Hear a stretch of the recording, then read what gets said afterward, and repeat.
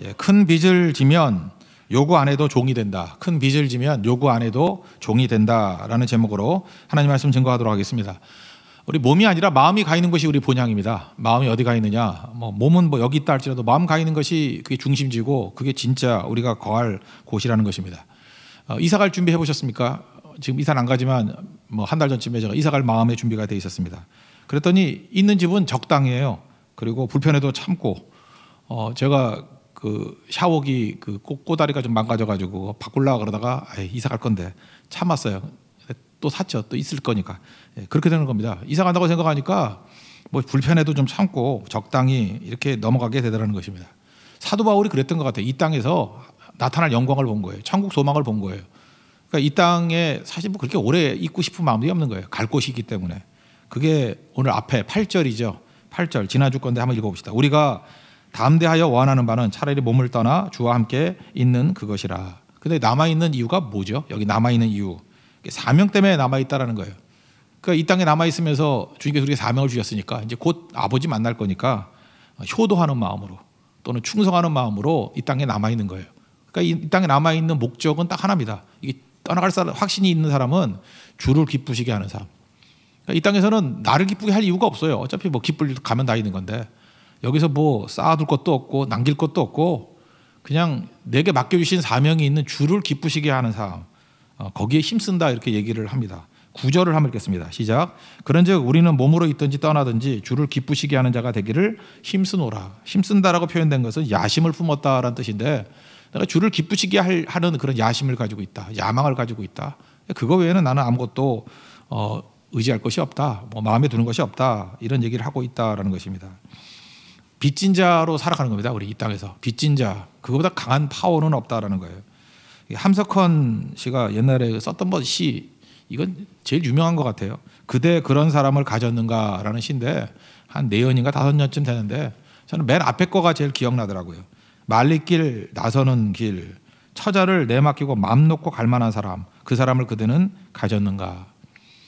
지금 같지 않고 우리 조상들은 굉장히 격변기를 살았죠. 사회적 시스템이 다 갖춰지지 않았기 때문에 이렇게 격변기입니다. 맨날 뭐가 바뀌는 거예요. 지금 우리 젊은이들은 사회 시스템이 이렇게 안정이 됐잖아요. 다 갖춰졌기 때문에 뭐 보면 알아요. 의료보험 시스템이 이렇게 돼 있는 거 보면은 보통 시스템이 완비된 게 아니거든요. 근데 이런 시절이 언제나 있었던 게 아니에요. 아무도 대책 세워주지 않았어요. 심지어 가족조차도 친척, 사회 구조 전혀 책임지지 못했습니다. 나라 빼앗겼잖아요. 외국인이 와서 통치한다고 생각해봐요. 그게 우리였고 일제시대. 그리고 아는 사람끼리 적이 돼서 싸우는 게 동족끼리 싸우는 게 내전 벌어졌잖아요. 우리가 내전. 그게 한국 전쟁이고. 그다음에 쿠데타 이런 거 있었고요. 탱크 밀고 들어와가지고 나라 빼앗아 버리고 또 거리에 함성에 의해서 피 흘리고 저 대학교 때 그랬거든요. 그런 걸 통해서 사회가 변화를 일으키고 그러니까 격변기였어요. 이게 5년 전과 지금이 똑같지 않았거든요. 시스템이 갖춰지지 않았기 때문에. 그래서 되게 힘들었죠.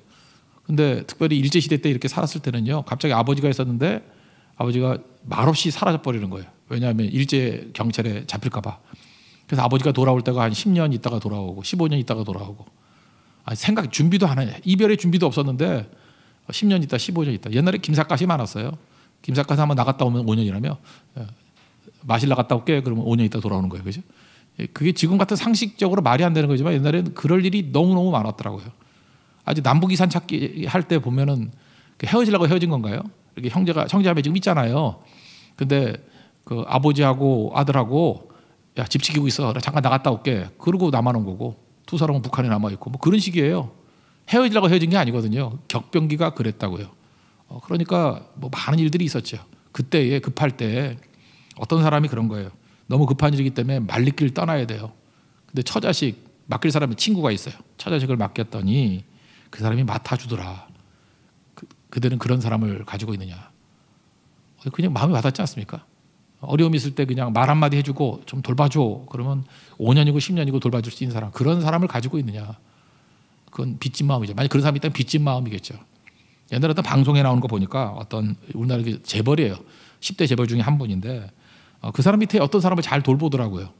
그래서 이제 인터뷰해봤습니다. 왜 이 사람을 이렇게 특별 대우해 주냐 그랬더니 그 집안, 그 잘 사는 집안이 옛날에 어려웠을 때 그 아버지가 그 자녀들 다 돌봐줬대요.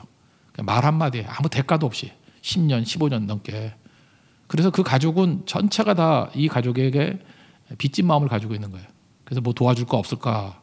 다윗이 요나단에게 빚졌잖아요. 그래서 무비보셋 돌보듯이 이 가정 뭐 무슨 얘기를 해도 뭐 노후가 없는 거예요. 다 잘 돌봐주고. 그러니까 끈끈한 관계가 빚진 마음으로 연결된 관계들하는 것입니다. 그러니까 빚진 마음을 가지면 스스로 종이 되는 거예요. 뭐 누가 하라 그래서 하는 게 아니라 그런 자세로 가더라. 그런 거를 보게 되더라는 것입니다. 여러분, 그래서 제일 중요한 건 뭐냐면 강압적으로 하는 게 아니라 빚진 마음 가지고 있는 사람과 빚진 마음 가지도록 섬기고 돕고 하는 거, 이게 진짜 관계라는 것입니다. 저는 평생 그 빚진 마음 걸으면은 제가 교제했던 사람 가운데 잊혀지지 않는 사람이 있는데 지금 없어졌죠. 예. SK인가 이렇게 뭐 통합되는데 STF라는 데 STK인가요? 그런 STF인가? 이름이 KTF라는 데가 있었죠. KTF. 여기 이제 합병됐어요. 이동통이 회사였는데 옛날 018인가 뭐 이런 쓰던 데인데 027인가 028. 거기 조소환 부사장이라고 저거 좀 친분이 있었습니다. 근데 이분이 원래는 애경그룹에 있었어요. 애경이 있어가지고 아이디어맨이에요. 뭐 그래서 되게 똑똑해요. 뭐 샴푸, 린스, 트리트먼트 이걸 한꺼번에 하는데 올인원으로 만든 거 있죠. 하나로 샴푸라고. 이거 아이디어 낸 사람이기도 하고. 그 다음에 휴대전화 갔을 때 이게 번호 이동 서비스 이게 없었는데 이 사람이 처음 시작한 거예요. 지금 뭐 상식이죠. 번호 이동이 저절로 되는 거. 근데 이게 전화 바꾸면은 번호도 바뀌어야 됐거든요. 이 서비스 처음 시작한 사람이 또 조소환 씨예요. 이런 거. 아이디어가 되게 탁월해요. 그래서 이 사람이 도대체 무슨 머리 이렇게 똑똑한가. 근데 대화를 나누다가 제가 이분의 얘기 뭐 간증을 오래 들었습니다. 자기 얘기가 이거예요. 자기가 23살에 육군 소위로 인간을 했답니다. 육군에 들어간 거예요. 그러니까 장교죠. 장교에 들어갔는데 인간은 첫해 이렇게 수리탄 던지는 거 하는데 무슨 자기가 강제고소령이라고 누가 이렇게 실수를 했는가 봐요. 그래서 그거 도와주려고 그러다가 야 하다가 그냥 1초, 2초 사이에 오른손이 날아가 버린 거예요. 이게 들고 있다가 손목이. 그러니까 뭐 그 고통이라는 게 엄청난 거죠. 옛날에 경복궁 옆에 국군 통합병원이 있었거든요. 근데 거기 입원해 있었는데 자기가 사귀던 여자가 있었답니다. 1살 어린 여자. 지금 와이프인데 사귀던 여자가 있더라는 거예요. 너무 힘든데 뭐 부를 사람이 없더라는 거예요. 가족들도 그렇고. 그 여자친구니까 근데 겁이 나더라는 거예요. 연락하기를. 이 한팔 날아간 남자친구를 계속 만나줄까? 그래서 어렵게 연락을 했대요. 그랬더니 왔더랍니다. 막 눈물을 흘리면서. 그리고 얼마나 이 여자분이 대단한지 그 6개월 동안 회사도 때려치고 남자 병간호만 해준 거예요. 그 옛날 얘기죠. 요즘에 이런 사람이 누가 있겠어요. 이제 자식도 안 할 것 같아. 자식도. 그죠? 우리 자식들이 안 할 자식 같은데 뭐 그래서 잘. 그죠? 하여튼 여자가 그래요. 그런데 겁이 덜컥 나가지고 물어봤대요. 아직도 나 사랑해? 참 힘들게 물었겠죠. 이게 한 손이 날아가 버리고 이 손은 안 나잖아요. 손목 밑에가 다 날아간 사람, 이런 남자를 아직도 사랑해. 그랬더니 그렇다 그러더래요. 안심은 되면서도 너무 미안하더라는 거예요. 그래서 계속 돌보는데 오른손은 날아갔지만 행복하더래요. 자기가 사랑하는 여자하고 같이 사랑을 나누고 병실에 있으면서 돌봐주고 뭐 깊은 사랑이죠. 그러다가 이제 한동안 좀 시간이 지나니까 그 여자 측 아버지가 왔더래요. 아버지가 당연히 오겠죠. 저도 딸 가진 아버지인데 아버지가 오죠. 와가지고 이 얘기 하면서 얼굴 보고 또 손 보고 하니까 아버지가 머리가 도는 거예요. 그죠? 귀하게 키운 딸은 22살이에요. 남자는 23살이고 우리 교회도 22살 그러면 애기 아니야, 애기. 그죠? 어리다고 생각되지 않습니까? 근데 그때에 이렇게 깊은 연애를 하는 거예요. 그러니까 사랑은 나이가 없는 거죠. 22살, 23살도 잘 하는 수 있는 하는 거고. 근데 그 아버지가 보더니 너무 기가 찬지 그 남자 쳐다도 안 보고 딸한테 그러더라는 거예요. 너 저놈 선택하더니 날 선택하니 선택해 그러더라는 거예요. 근데 뭐 말은 안 하지만 그 딸이 눈물을 흘리면서 괴로워하겠죠. 아버지는 사랑하는 마음이죠. 뭐 나쁜 마음 때문에 그러겠어요. 그때 그 여자친구가 그 자기 아버지한테 하는 얘기가 자기에게는 평생 잊지 못할 얘기였대요. 참 22살짜리가 아버지한테 그런 얘기를 하더라는 거예요. 아버지, 제가 한 가지 물어볼게요. 아버지가 제 남자친구 같이 이렇게 일을 하다가 사고 당할 수 있잖아요. 당하면 안 되지만 사고를 당해서 아버지가 오른쪽 한 팔을 잃었다고 합시다. 그때 어머니가 어떤 태도를 보이기를 원해요? 한쪽 팔 없는 남자 필요 없어. 나는 재혼할 거야. 이랬으면 좋겠어요. 아니면은 그죠? 나는 당신의 팔과 결혼한 게 아니라 당신 자체와 결혼하고 당신을 사랑한다고. 당신 팔을 사랑하는 게 아니라 당신을 사랑한다고. 이랬으면 좋겠냐고. 아버지가 말을 못 하더래요. 그냥 나가버리고. 그러니까 아버지도 할 말이 없는 거죠. 그 딸의 마음이 기특하면서도 아픈 거죠. 이 얘기를 병석에 누워 듣던 조소환 씨, 자기도 눈물이 나더라는 거예요. 그리고 야, 나는 빚진 사람이다. 내 마음에 정말 저 여자에게 내가 빚진 사람이다. 그러면서 이런 결심을 했대요. 내 평생 이 여자 하나만은 행복하게 만들어주기 위해 살겠다고. 근데 그래서 그런지 이분 뭐 변함이 없어요, 그죠? 이 여자만은 내가 행복하게 만들어주겠다고. 이제 그때부터 이 사람이 평범한 사람에서 똑똑한 사람으로 변화가 됐대요. 회사 들어갔더니 그때는 뭐 영어 잘 못할 텐데 갑자기 영어를 좀 해야 될 일이 생기더래요. 외국 바이어들도 오고. 그래서 당시 책이 이제 삼위일체라는 영어 책이래요. 그러니까 성문 종합 용어도 나오기 전이에요. 삼위일체라는 책이 있을 텐데 삼위일체를 뭐 외우려고 외운 게 아니라 이렇게 3번 읽으면 외워지더래요. 왜냐, 이 여자를 행복하게 만들기 위해서 내가 영어를 잘해야 돼, 이런 마음. 그래서 한 3번 보고 그냥 외웠대요. 그러고 난 다음에 이렇게 얘기하다 보니까 뭐 사업하는 사람이니까 외국 사람 많이 만나잖아요. 이렇게 실전하다 보니까 실력이 늘고. 그래서 지금은 뭐 불편하지 않을 정도로 대화 나눌 수 있는 그런 수준으로까지 됐다 그러더라고요. 그래서 그러더라고요. 자기가 영어를 잘하게 된 이유가 뭐냐 하면 빚진 마음이라고. 그죠? 아내에 대한 빚진 마음. 결혼했어요. 빚진 마음. 그러니까 여러분들이 왜 영어를 못하는지 아시죠? 빚진 마음이었기 때문에 그래. 그죠? 뭐 아무 빚진 마음이 없으니까 그냥 한국말만 열심히 하고 사는 거죠. 이런 일이 벌어졌다라는 거예요. 그러니까 그 이후에 자기가 어떤 아이디어가 안 떠오르고 이렇게 한계에 부딪히게 되면, 야, 내가 이 여자를 행복하게 만들어줘야 되는데 여기서 아이디어 안 떠오르고 여기서 막혀버리면 나는 안 되잖아 라고 하는 다시 그 빚진 마음, 그 자기 병상에 누웠을 때 그 아내가 했던 얘기, 그 장인에게 했던 얘기, 그런 것들을 연상하면 그냥 아이디어가 팍팍 떠오른대요. 이 사람도 예수 믿는 사람인데 예수님에게 영감을 나오는 거 어떻게 아내에게만 영감을 만들고 그랬어. 하여튼 빚진 마음. 그래서 아이디어도 떠오르게 되더라. 그리고 무지하게 열심히 사는 사람이거든요. 열심히 사는데 그렇게 열심히 사는 이유가 뭐냐면 아내를 행복하게 하기 위해서. 왜? 나는 빚진 사람이기 때문에. 빚진 마음. 저는 이게 너무 인상적이었어요. 그죠? 아, 빚진 마음이라는 게 모든 거에 뿌리가 되는구나. 힘이 되는구나. 사실 그분 얘기를 들으면서 더 많이 연상됐던 건 바울이었습니다. 바울이 예수님께 빚진 마음 가지고 있잖아요. 핍박자, 포행자였고, 그죠? 회방자였고, 뭐 박해했고.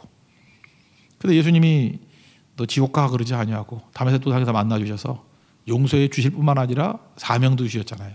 너는 택한 나의 그릇이라고. 이방인들을 위한 나의 그릇이라고. 그게 얼마나 감사해요. 나를 충성되이 여겨 일꾼으로 삼으셨다고 그러잖아요. 그러니까 빚진 마음으로 사도 바울 살아요. 사도 바울은 빚진 마음 빼놓으면 이해를 못해요. 우리가 조소한 씨를 빚진 마음 빼놓으면 이해가 안 되듯이 사도 바울의 모든 행동들은 빚진 마음에서부터 나온 거라고요. 그렇다면 신앙이 뭡니까? 우리 로마서에도 빚진 자라 여러 번 나오잖아요. 결국은 우리도 빚진 마음으로 살지 않으면 이런 능력과 파워가 나오지 않는다는 것입니다.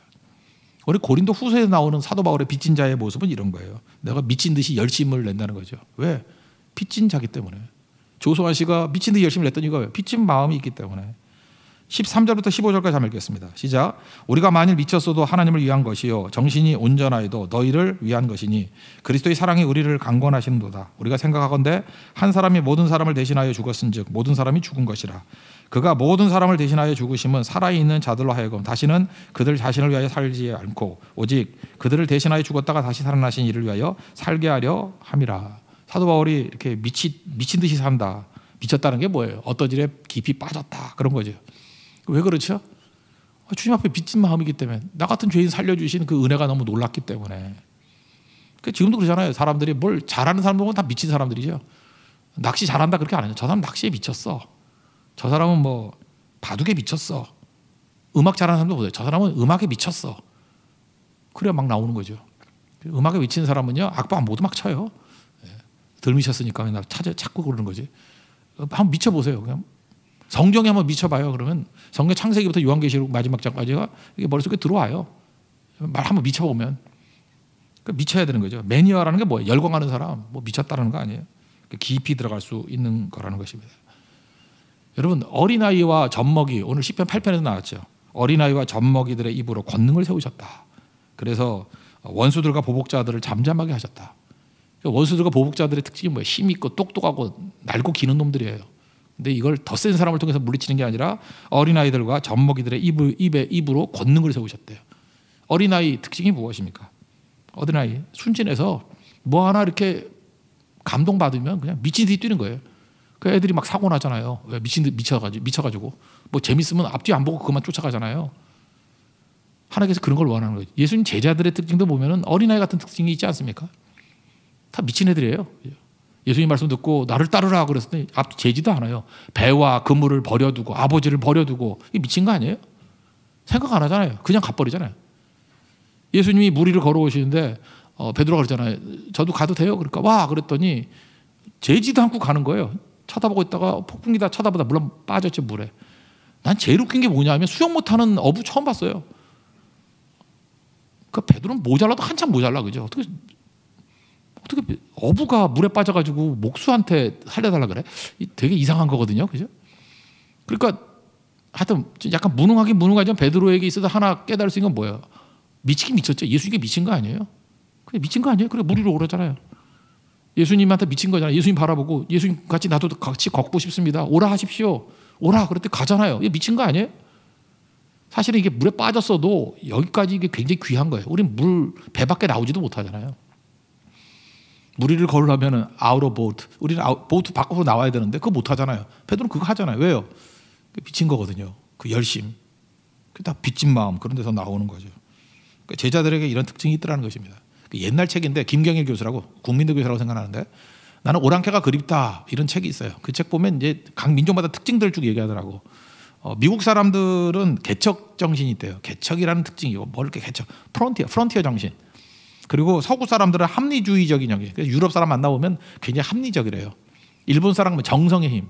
이번 정성스럽게 하잖아요. 뭐 하나 어쩜 이렇게 하느냐. 그죠? 튀김 하나를 그 깻잎 갖고 튀김을 했는데 거기에 동양화가 있어. 그거 어떻게 먹으라는 거야 그거. 그리고 탁 했더니 막 이렇게 물고기 한 마리가 휘 잡고 있어. 못 먹겠어요, 그죠? 먹으면은 뭐 살생하는 같은 느낌이 들고 이거 이상해요. 정성이죠, 정성. 각 나라마다 특징인데 우리 한국의 특징이 뭐냐? 미치는 거래요, 미치는 거. 우리 민족은 뭐 열심이잖아요, 미치는 거. 그래서 하나님 그거 사용하시는 거 아니겠어요? 예수님 믿어도 미친 듯이 열심히 이렇게. 요즘에 뭐 KBO 뭐 프로야구가 뭐 미국으로도 방송되고 한다면서요. 근데 미국 사람들이 제일 놀랍게 여기는 게 뭐냐면 그 뭐 배트 플립도 있지만 떼창이래, 떼창. 떼창이 뭐냐면 특별히 부산 사람들 같은 부산 갈매기 부르면서 그 3만 명이 한 목소리로 쩌렁쩌렁 울리는데 소름이 끼친데 소름이. 미친 거예요, 미친 거, 그지? 미친 것들이에요, 다들. 그게 우리 힘이라고요. 어떻게 한 목소리로 3만 명이 한 목소리로 쩌렁쩌렁하게 응원할 수 있는 그런 거. 그 다음에 팀 응원가가 아니라 개인 응원가가 있다면서요. 이게 다 이게 빠져드는 거죠. 우리 힘이에요, 우리 힘. 그 방향이 하나님을 향한 것으로 가야 된다는 것입니다. 그래서 예수 믿는 거 특별히 열정적인 거. 우리 빚진 자거든요. 우리 지옥의 백성이 될 수밖에 없었는데 내 죄를 사해 주시고 내게 사명을 주시고 또 우리를 하여금 하나님의 일꾼으로 세워주셨으니 얼마나 감격스럽습니까? 그 빚진 자 거기서부터 나오는 열심, 사랑하는 거에서 나오는 열심. 뭐 야곱은 그랬잖아요. 뭐 여자를 사랑하니까 창세기 29장에 나오잖아요. 라헬을 사랑해서 7년을 라반을 섬겼는데 사랑하는 까닭에 7년이 수일같이 며칠같이 지나가 버렸대. 우리가 그래요. 우리 시간 가는 줄 모르는 거예요. 왜? 주님의 사랑이 우리를 강권하기 때문에. 우리 교회 모든 성도들이 이런 열정이 회복되는 은총의 역사가 있기를 바랍니다. 그럼 그 다음 두 번째 열심히 생겼죠. 그럼 이제 하나님 사랑하니까 하나님이 보는 걸 나도 보고 하나님 아버지의 마음이죠.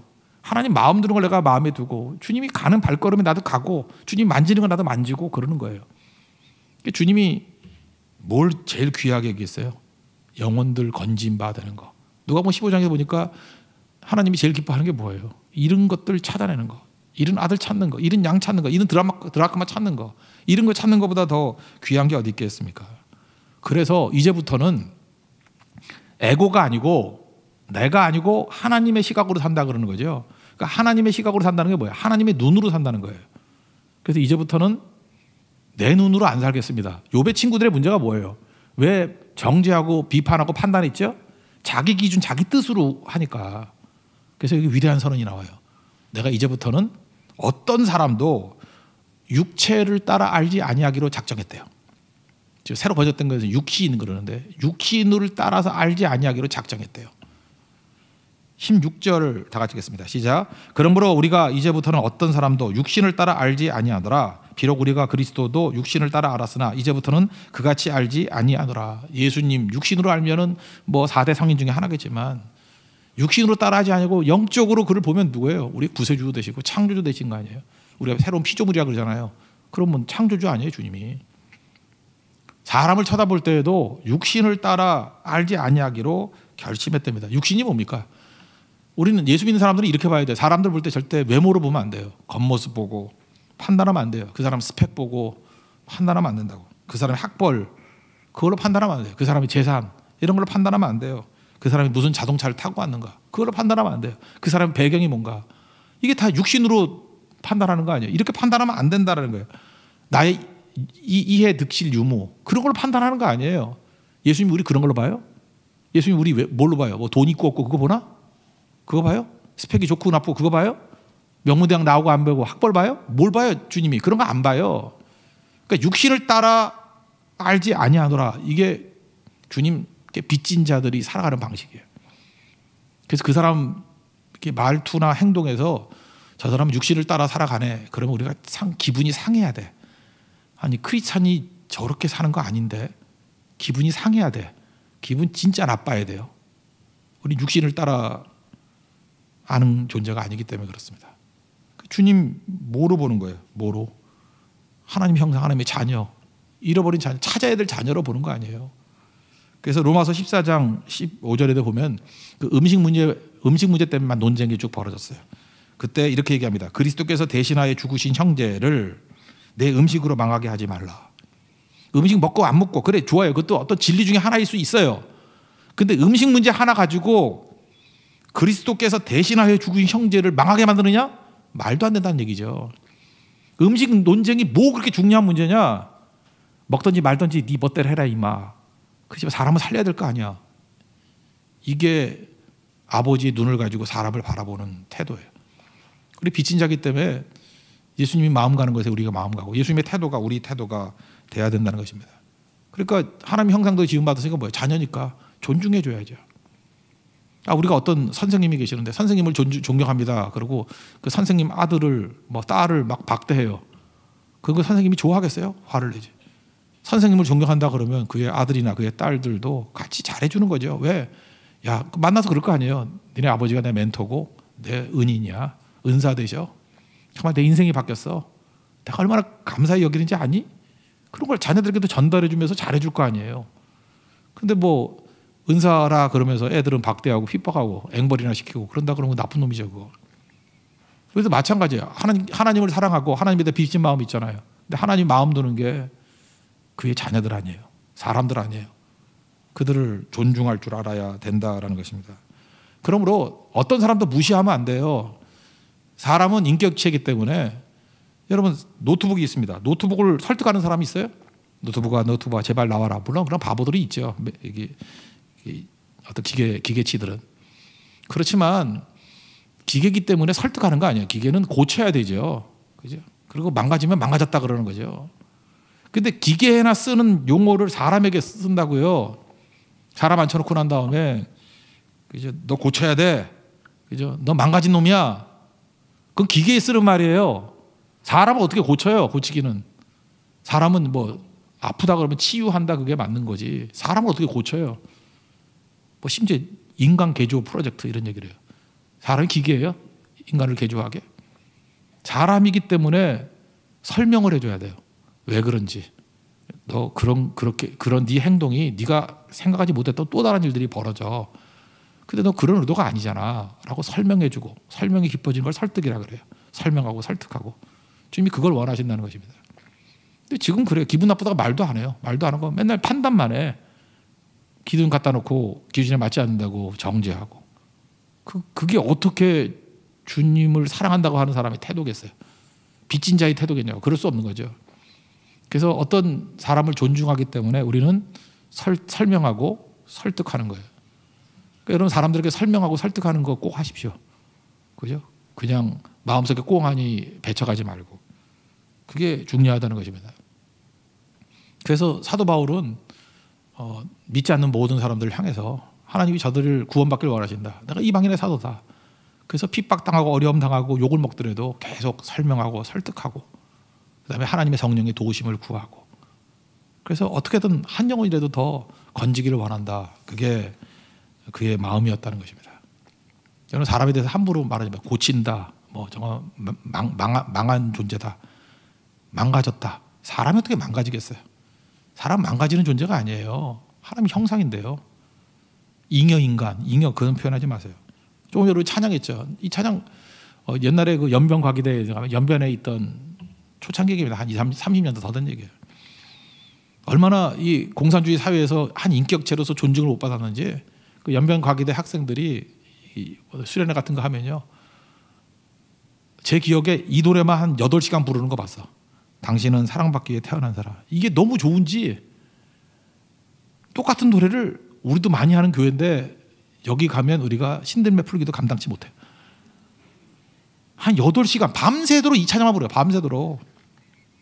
그리고 당신이 이 세상에 존재함으로 인해 우리에게 얼마나 큰 기쁨이 되는지. 이거 높은 음도 아니잖아요.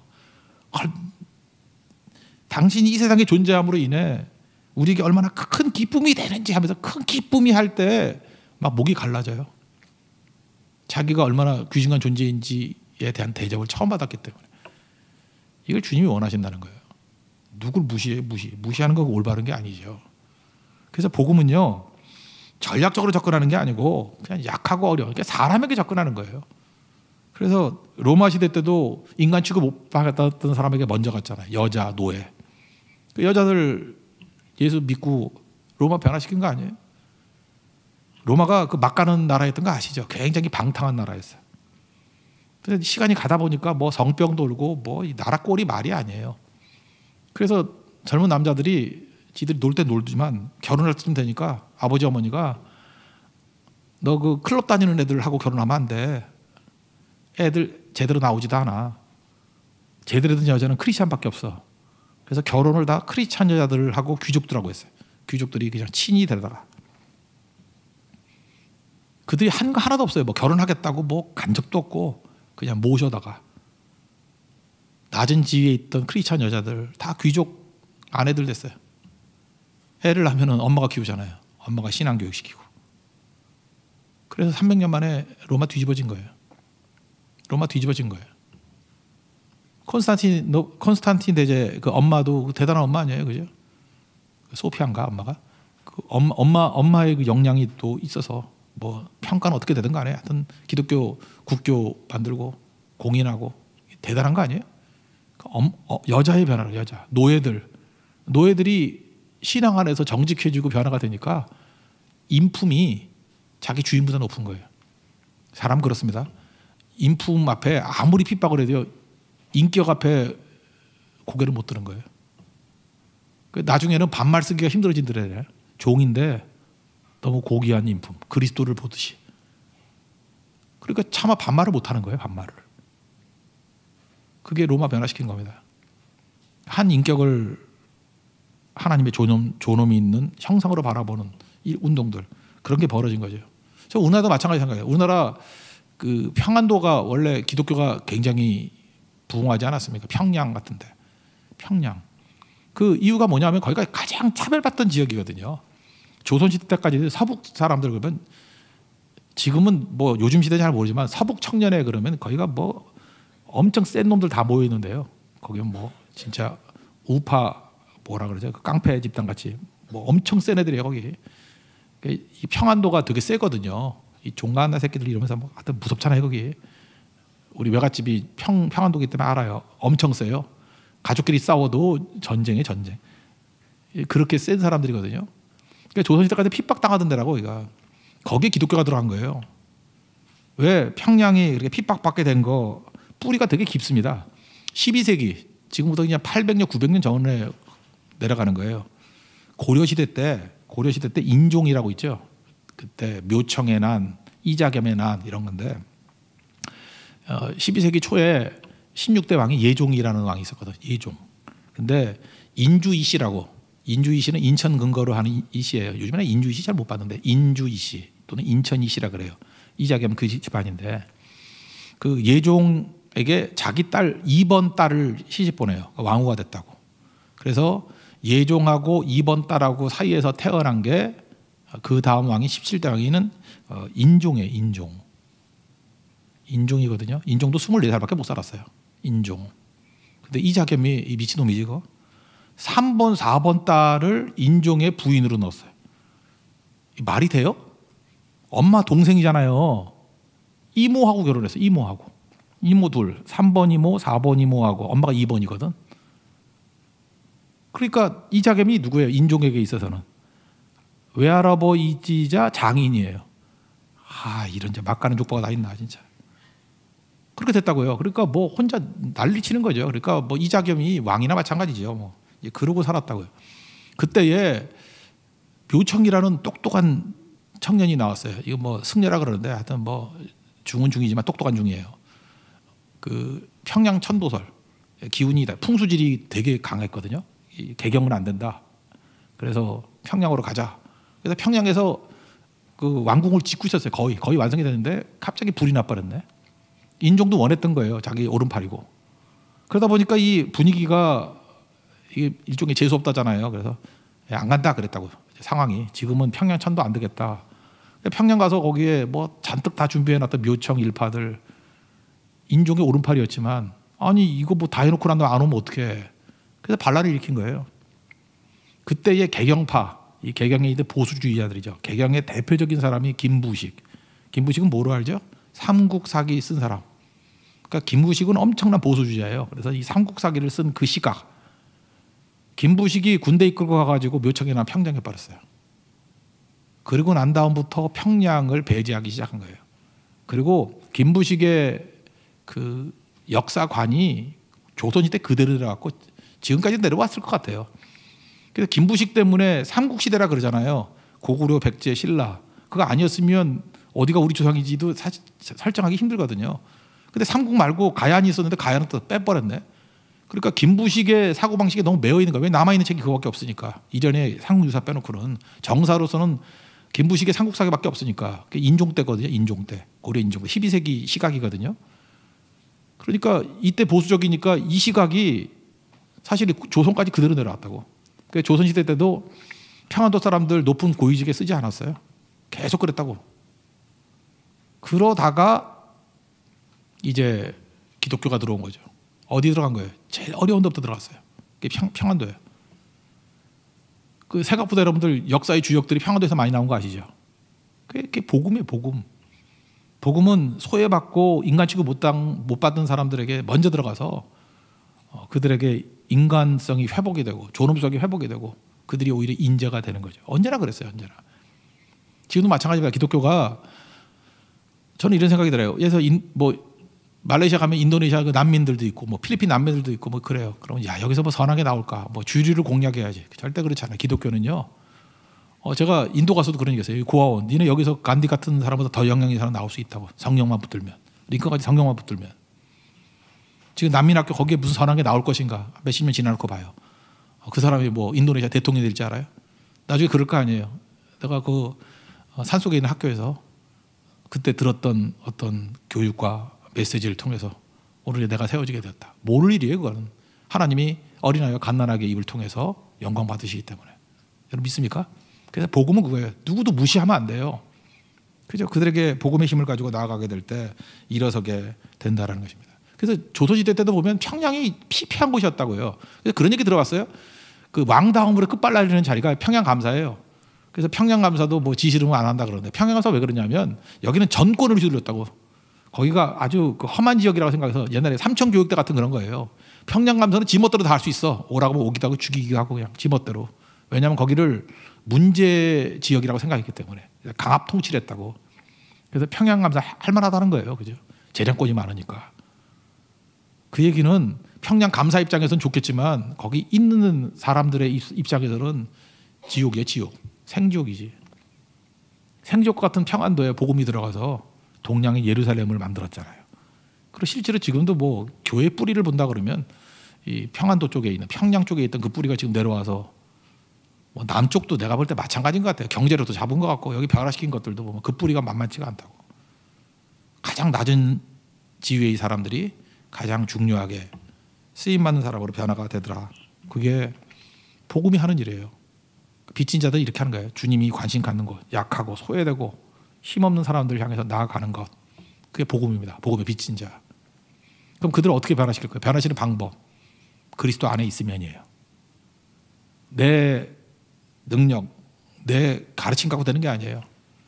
그러니까 수양, 뭐 개선 이런 거 아니에요. 그리스도 안에 그냥 머물러 두기만 하면, 예배 가운데 머물러 두기만 하면 변화가 됩니다. 17절 한번 읽겠습니다. 시작. 그런즉 누구든지 그리스도 안에 있으면 새로운 피조물이라. 이전 것은 지나갔으니 보라 새 것이 되었도다. 그러니까 결국 인간은 안 된다는 고백을 해요. 우리는 안 돼요. 안 되는 존재예요. 죄인이에요, 병자예요. 그게 신앙이에요. 되는 것처럼 속이는 게 가짜라고. 안 됩니다. 근데 어떻게 되죠? 그리스도 안에 있으면 돼요. 그리스도 안에 있으면 예수님이 변화시켜 주는 거예요. 내가 그렇게 변화됐잖아요. 내가. 그래서 우리 힘쓰고 애쓰는 게 아니에요.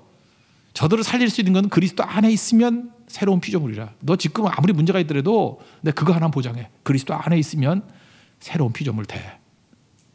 우린 그걸 믿는 거예요. 그게 우리의 방법이고 그게 변화시킬 수 있는 힘이라는 것입니다. 그 말씀 붙들고 나가게 될 때 비로소 변화가 되는 거죠. 니고데모 보세요. 그 똑똑하고 자신만만한 사람.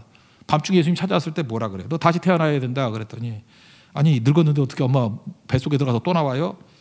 그때 뭐라 그래요? 물과 성령으로 거듭나지 아니하면. 그게 뭐 그리스도 안에 있으면이죠. 하나님 나라에 들어갈 수 없느니라. 육으로 난 것은 육이고 영으로 난 영이다. 그리스도 안에 있어야만 영으로 날 수 있다. 그런 얘기죠. 그래서 새 생명이 들어가면 어떤 일이 벌어져요? 우리 여자분들 임신하면 입맛이 변하죠. 입덧하죠. 입덧. 예수 믿으면 입덧하듯이 내 체질이 변화가 돼요. 옛날에 그 좋던 것들이 안 좋아져. 여러분 유혹이라는 게 좋으니까 유혹이죠. 근데 그리스도 안에 있으면 왜 이기는지 아십니까? 유혹이 유혹되질 않아요. 그 좋던 것들이 안 좋아져 이제. 그 뭐 미칠 것 같은 자다가다 벌떡 일어나서 가던 게 시시해져요. 아무렇지도 않아지고 그 다음에 새로운 게 막 뜨거워져. 새로운 게 그냥 새벽 기도가 좋고 철학 기도가 좋고 성교가 좋고 그냥 바뀐다니까. 입덧같이 몸이 바뀌어버려. 몸이 새로운 피조물이죠. 새로운 피조물.